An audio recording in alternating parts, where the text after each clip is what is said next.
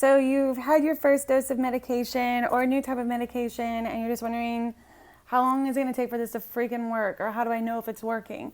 Well, the answer to that is kind of, it depends. With a lot of things with autoimmune or CIDP or anything neurological, it's so different from person to person. And part of that is just finding the right combination of maybe IVIG with steroids, or the frequency of how often you get these things done, or the brand, or whatever. But so I'll just share what my experience was and the experience of some of the people I know. So IVIG, immunoglobulin, I would say that most people say that they see some kind of response anywhere from 2 to 7 days after the first infusion. I would say that if on day 7 you're not the same or better, then that's a red flag. If you're worse 7 days later than you were on the day you got the infusion, then I would say that you need to be an advocate for yourself and really push to try something different. And just a little side note, a neurologist is going to tell you just give it 3 months to see if it works. And a lot of that has to do with, well, it's true, it can take a few months for your nerves to heal for you to really see the benefit and start building back muscle. That's true.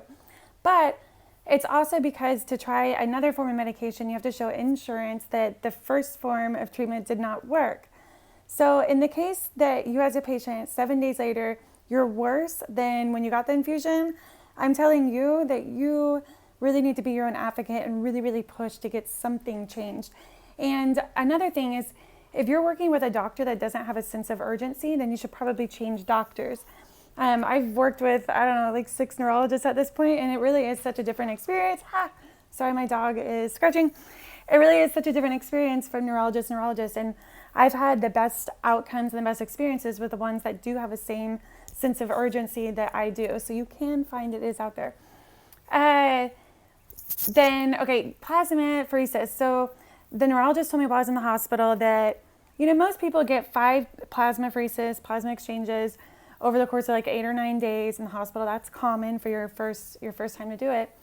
And she said that most people feel some kind of benefit after the 3rd plasma exchange, would be on day 4.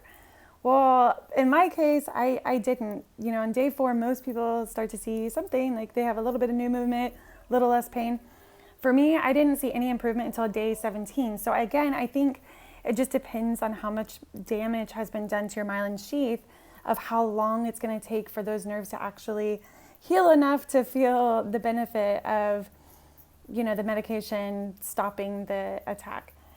Because the medication stops the attack and then your body heals, and that's where you're going to feel the benefit. So, but I mean, I'm sure it could take up to like a month for plasma exchange to really see a difference. But again, if you don't see some kind of improvement after a couple weeks, if you're not at least the same, because if you're the same, maybe your nerves are still healing. But if you're worse, then be aggressive. Like, you need to do something. With neurological conditions, time is of the essence. So if you continue to get worse on the medication you're on after a week or 2 after the medication, it's a red flag. HSCT, I'm not really sure. I've never done it. I have done stem cell therapy down in Panama, and they say it can take up to 6 months to see the max benefit. For example, like maybe after 6 months, you can be off of all medication, or maybe, you can walk again, or whatever it is, but it can take up to 6 months to see the max benefit.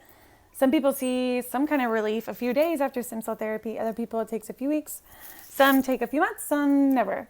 So that's my experience with that. And steroids, I think you get like a pretty immediate response, but I didn't get any response from steroids, so I'm not really sure on that one. Anyways, hope that helps, and thanks for checking in. Bye.